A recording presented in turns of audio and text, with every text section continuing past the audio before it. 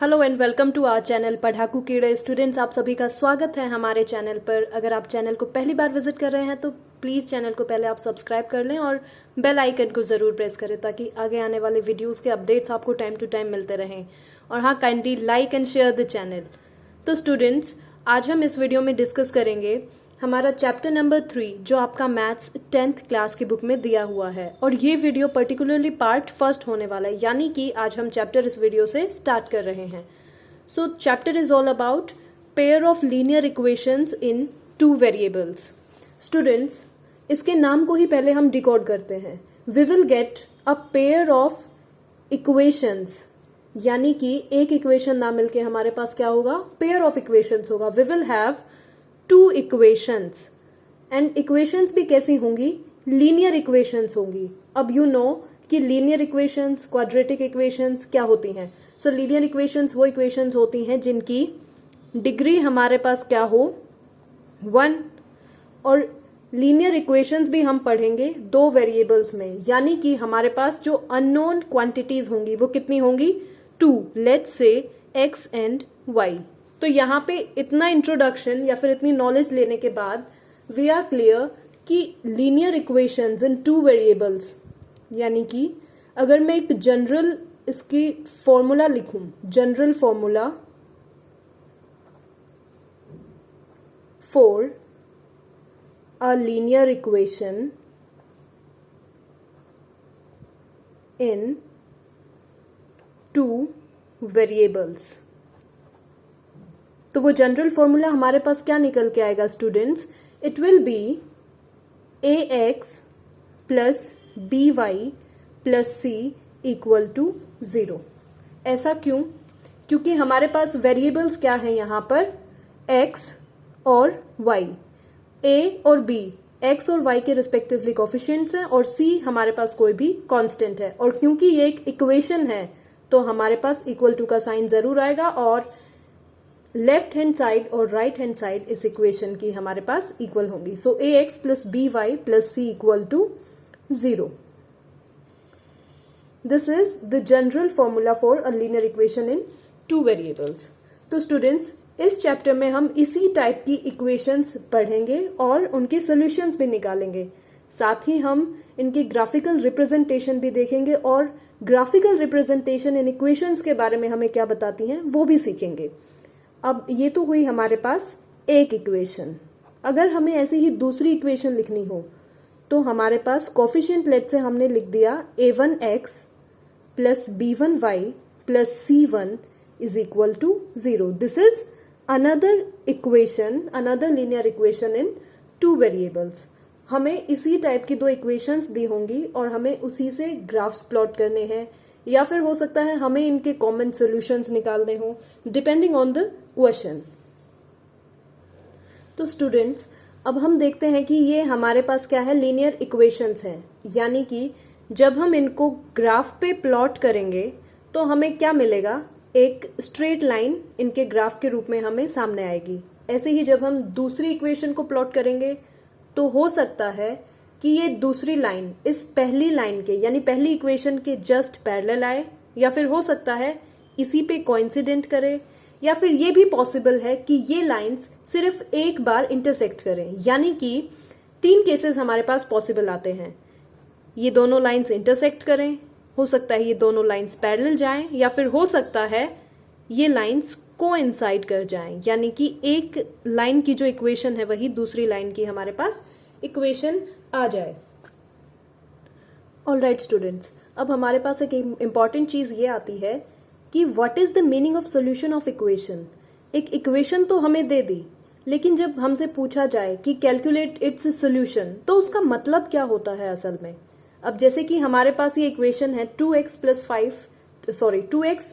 3y is equal टू 5। ये एक एग्जाम्पल है हमारे पास लीनियर इक्वेशन का। तो हमें क्या करना है, इस इक्वेशन का सॉल्यूशन फाइंड आउट करना है। अब हम क्या करेंगे, hit and trial method use करना शुरू करेंगे। हिट एंड ट्रायल मेथड,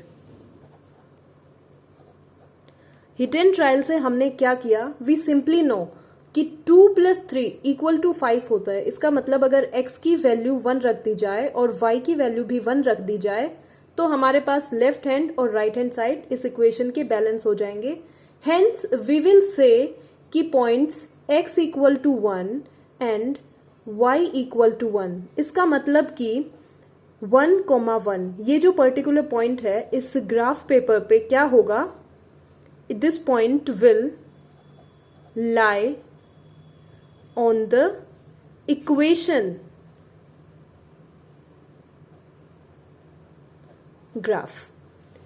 इस इक्वेशन का जब हम ग्राफ प्लॉट करेंगे, लेट्स से ये लाइन हमारे पास इस इक्वेशन का ग्राफ आती है, तो उसके अंदर ये जो पॉइंट 1,1 होगा, 1,1 कहीं ना कहीं वो इसके ऊपर क्या करेगा, लाई करेगा। सो हमारे पास meaning of solution of equation निकल के आता है कि कोई भी सोल्यूशन किसी इक्वेशन का एक पॉइंट होता है on the line representing it. कोई भी लाइन किसी भी इक्वेशन की किस तरीके से बनती है कि उसके अंदर वो सारे पॉइंट्स इंक्लूडेड होंगे जो उस लाइन को सेटिस्फाई करेंगे। यानी कि अगर 1,1 x और y की जगह पे कोऑर्डिनेट्स के रूप में लिख दिए जाएं सॉरी, तो हमें क्या मिलेगा, left hand side equal to right hand side. अब अगर हमें इसके और सॉल्यूशंस निकालने हो तो हम क्या करेंगे, इस तरीके से एक टेबल बनाएंगे x और y की। हमने x की वैल्यू क्या की, 0 रख दी, तो यहां से हमें y की वैल्यू क्या मिलेगी, 5/3। y की वैल्यू वी विल गेट 5/3। इसी तरीके से 1,1 जैसे हमारे पास इस इक्वेशन के ग्राफ पे लाई करेगा, हमारे पास पॉइंट 0,5/3 भी इसका एक सोल्यूशन होगा और ये ग्राफ पे लाई करेगा। अब लेट्स से हमने x की वैल्यू 1 रखी, तो y की वैल्यू हमारे पास कितनी आई थी, 1। अब हमने x की वैल्यू को क्या किया, लेट्स से हमने इसको 2 रख दिया, सो 2 × 2 4, 3y इक्वल टू 5 - 4 इट मीन्स 1, यानी कि y की वैल्यू कितनी आएगी, 1/3। इसका मतलब कि नेक्स्ट पॉइंट हमारे पास क्या होगा, 2,1/3। ये भी क्या करेगा, इस लाइन की इक्वेशन पे हमारे पास कहीं ना कहीं लाई होता हमें दिखाई देगा। सो this is all about meaning of solution of equation. बहुत बार हम क्या करते हैं, इक्वेशन सॉल्व तो कर देते हैं, लेकिन ये क्लियर नहीं रहता कि इस चीज का मतलब क्या है कि किसी इक्वेशन का हमने सॉल्यूशन निकाला। तो स्टूडेंट्स, इसका मतलब यही है कि वो जो पर्टिकुलर पॉइंट है उस लाइन की रिप्रेजेंटेशन पे जरूर आएगा, अगर वो उसका सोल्यूशन होगा तो स्टूडेंट्स, आई थिंक ये बेसिक कंसेप्ट आपको क्लियर है। अब हम एक न्यूमेरिकल सॉल्व करके देखते हैं, जिसके अंदर हमें गिवन है 2 kg एप्पल्स की कॉस्ट और 1 kg ग्रेप्स की, इनकी कंबाइंड कॉस्ट हमारे पास कितनी है, 160 रुपए। और किसी और दिन मार्केट में 4 kg एप्पल्स और 2 kg ग्रेप्स 300 रुपए के मिल रहे हैं। तो हमें क्या करना है, इस इक्वेशन को, इस सिचुएशन को एल्जेब्रिकली और ज्योमेट्रिकली सॉल्व करना है। एल्जेब्रिकली बोले तो हमें इसकी इक्वेशंस फॉर्म करनी है, और ज्योमेट्रिकली बोले तो हमें इसको ग्राफ पे रिप्रेजेंट करना है। तो हम कैसे करेंगे, वी विल फर्स्ट सपोज कि हमारे पास एप्पल का rate x rupees per kg है, तो 2 kg एप्पल कितने के आएंगे, 2x। और ऐसे ही हमने y मान लिया, ग्रेप्स का 1 kg रेट है। तो यहां से हमारे पास फर्स्ट सिचुएशन से क्या इक्वेशन निकल के आएगी, we will have 2x plus y is equal to 160। और दूसरी इक्वेशन से क्या निकल के आएगी, 4x plus 2y is equal to 300। ये तो रिप्रेजेंटेशन हुई हमारी इक्वेशंस की, सिचुएशंस की एल्जेब्रिकली। अब अगर इन्हीं सिचुएशंस को हमें ज्योमेट्रिकली रिप्रेजेंट करना हो तो हम कैसे रिप्रेजेंट करेंगे, for that what we will do, इन इक्वेशंस को सिंपलेस्ट फॉर्म में ले आएंगे। सिंपलेस्ट फॉर्म मतलब कि इस सेकेंड इक्वेशन को हम अभी कॉमन फैक्टर्स कट कर सकते हैं। तो सेकेंड इक्वेशन को हम क्या लिख सकते हैं, 2x plus y is equal to 150। ये हमने सिर्फ अपने कन्वीनियंस के लिए लिखा है। ऑलराइट स्टूडेंट्स, तो हमने क्या किया, इक्वेशन 1 और इक्वेशन 2 को फॉर्म कर लिया। अब हमें x और y के पर्टिकुलर कोऑर्डिनेट्स चाहिए, एंड वी नो कि किसी भी लाइन को ड्रॉ करने में हमें मिनिमम कितने पॉइंट्स चाहिए, 2 पॉइंट्स। तो हमने क्या किया, फर्स्ट इक्वेशन के लिए x और y के कोऑर्डिनेट्स निकालने शुरू किए। इसके लिए हमने पहले x को 0 रखा और y की वैल्यू हमने 160 निकाल ली। अब दूसरा कोऑर्डिनेट, दूसरा पॉइंट निकालने के लिए हमने क्या किया, y की वैल्यू को 0 रखा और x की वैल्यू 80 निकाल ली। ऐसे ही सेकेंड इक्वेशन के लिए अभी हमें दो कोऑर्डिनेट्स मिल गए, 0,160 एंड 80,0। इनको जब हम ग्राफ पे प्लॉट करेंगे तो हमें एक लाइन मिल जाएगी और वो लाइन क्या करेगी, इस इक्वेशन को रिप्रेजेंट करेगी। अब ऐसे ही हमारे पास दूसरी इक्वेशन है 2x plus y equal to 150। इसके लिए भी हमने x और y की वैल्यूज पुट करना शुरू की। x की वैल्यू अगर हम 0 रखते हैं तो y क्या आएगा हमारे पास, 150। ऐसे ही y की वैल्यू अगर हम 0 रखते हैं तो x की वैल्यू क्या आएगी, 75। अब ये जो हमें पॉइंट्स मिले हैं, x की वैल्यू 0 एंड y की वैल्यू 160, इसको प्लॉट करते हैं। लेट्स से ये हमारे ग्राफ है, ये हमारा x axis and this is our y axis. This is origin which I have represented by dot O, point O. हमारे पास पॉइंट है स्टूडेंट्स पहला 0,160। Let's say this is 0 x axis और y axis पे value जाती है 160 तक। ये हमने ले लिया 80 और ये पॉइंट जस्ट इसका डबल क्या है, 160। सो एक पॉइंट हमारे पास ये आया जिसे मैंने सर्कल से मार्क कर दिया। सेकेंड पॉइंट इज 80,0, यानी कि x एक्सिस पे वैल्यू कितनी है, 80। ये इक्वल मार्क्स हैं, यहाँ पे जो 80 की डिस्टेंस है वही यहाँ पे मार्क है 80 and y axis is 0। So this is our required point. अब वी नो कि किसी भी लाइन को ड्रॉ करने के लिए हमारे पास मिनिमम 2 पॉइंट्स होने चाहिए एंड हमें वो दोनों ही पॉइंट्स मिल गए हैं। तो हम क्या करेंगे, एक स्ट्रेट लाइन इस तरीके से यहाँ पे ड्रॉ कर देंगे और ये जो लाइन है ये हमारे पास क्या रिप्रेजेंट करती है, दिस लाइन रिप्रेजेंट्स, मैं यहाँ लिखती हूँ इसकी equation, 2x plus y equal to 160। This is 2x plus y equal to 160। ये इस इक्वेशन की लाइन है। नेक्स्ट हम रिप्रेजेंट करते हैं दूसरी इक्वेशन को, x 0 and y is 150। x 0 and y is 150। It means 160 से स्लाइटली नीचे, लेट्स से दिस पॉइंट, लेकिन ये इसको मर्ज नहीं करता है। सेकेंड पॉइंट इज 75,0, यानी कि यहाँ पे 80 था तो 75 इसके जस्ट पहले एंड कॉमा 0, इसका मतलब ये पॉइंट। अब हम क्या करेंगे, इन दोनों पॉइंट्स को ज्वाइन करेंगे।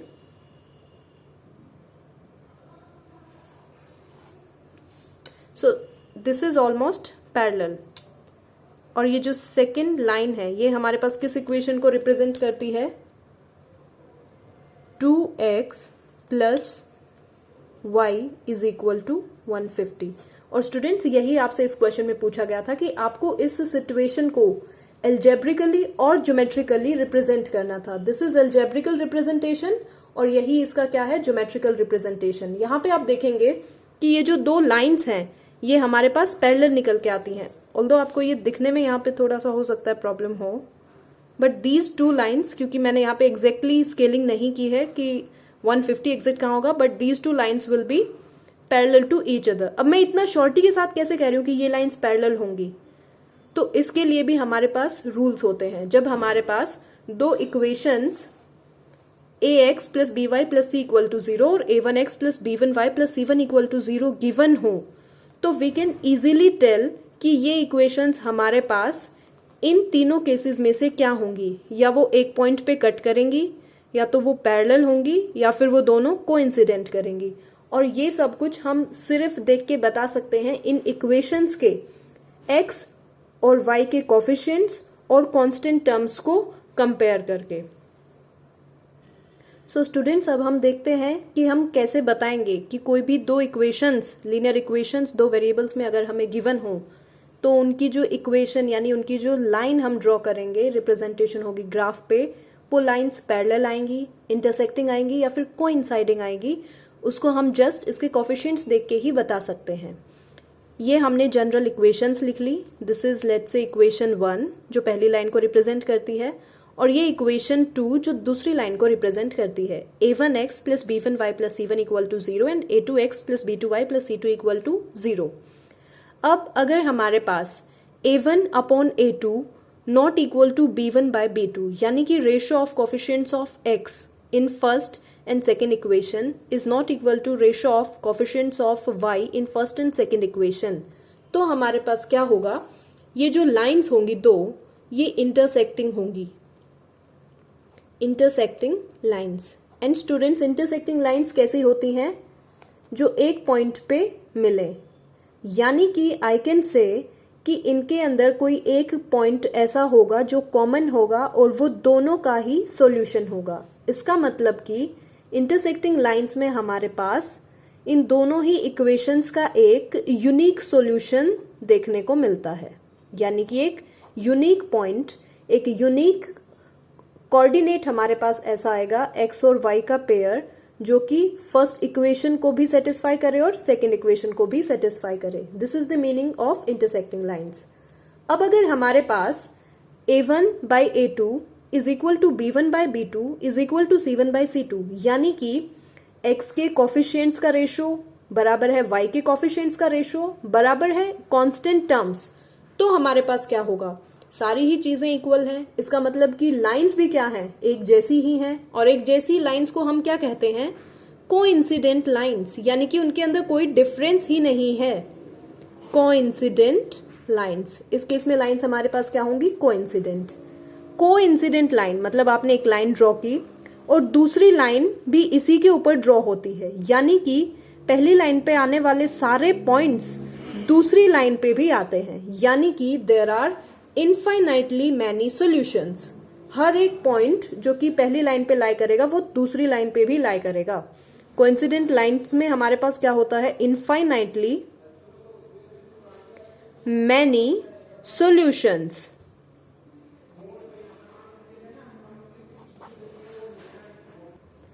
अब स्टूडेंट्स हम देखते हैं थर्ड केस। अगर हमारे पास a1/a2 b1/b2 के इक्वल आ जाए, लेकिन कांस्टेंट टर्म्स का रेशियो हमारे पास इक्वल ना आए, तो हमारे पास कैसी लाइंस होंगी, पैरेलल लाइंस होंगी, parallel lines.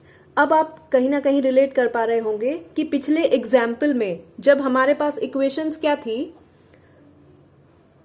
2x + y is equal to 160 and 2x + y is equal to 150। इसमें मैंने आपको बताया था कि ये दोनों लाइंस की रिप्रेजेंटेशन यानी इक्वेशन कैसी आएगी, पैरेलल। तो उसका रीजन यही था कि यहाँ पे x और x के कोफिशिएंट्स का रेशियो क्या आता है, 2/2 इक्वल टू y और y के कोफिशिएंट्स का ratio 1/1, but it is not equal to 160/150। तो यहीं से मैंने आपको बताया था कि ये लाइंस कैसी आएंगी, पैरेलल लाइंस। अब आप मुझे बताइए कि दो पैरेलल लाइंस हैं, क्या पहली लाइन का कोई भी पॉइंट दूसरी लाइन के किसी पॉइंट पे आएगा, या फिर वाइस वर्सा दूसरी लाइन का कोई भी पॉइंट पहली लाइन पे लाई करेगा? नो। अगर ऐसा नहीं होगा तो पैरेलल लाइंस का there is no common solution. So equations को आप बिना डीपली सॉल्व किए भी बता सकते हैं कि इनके एक कॉमन सोल्यूशन आएगा, एक यूनिक सोल्यूशन आएगा, बहुत सारे इनफाइनाइटली मैनी सोल्यूशंस आएंगे, या फिर कोई भी कॉमन सोल्यूशन नहीं आएगा। So students, this is all about your finding solution of a pair of linear equations and that too by using graphical method. ये सभी हमने कैसे पढ़ा है, ग्राफिकल मेथड से और कुछ इक्वेशंस को और उनके कोफिशिएंट्स को देख के। So students, I hope all this is clear to you. और ये टॉपिक बहुत ही इंपॉर्टेंट है, बहुत बार आपसे डायरेक्टली भी पूछ लिया जाता है क्वेश्चन बोर्ड एग्जाम्स में या फिर आपके यूनिट टेस्ट में, या फिर ये क्वेश्चन तो आपको कॉम्पिटिटिव एग्जाम्स तक के लेवल में देखने को मिलते हैं।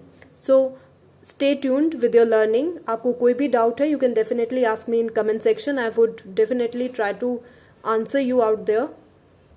इतना समझने के बाद you are capable of solving your first 2 exercises of this chapter. Students, maths just require practice. आप जितनी प्रैक्टिस करेंगे आप परफेक्शन की तरफ बढ़ते रहेंगे। So students, keep practising, keep learning and take interest in maths. This is very interesting subject.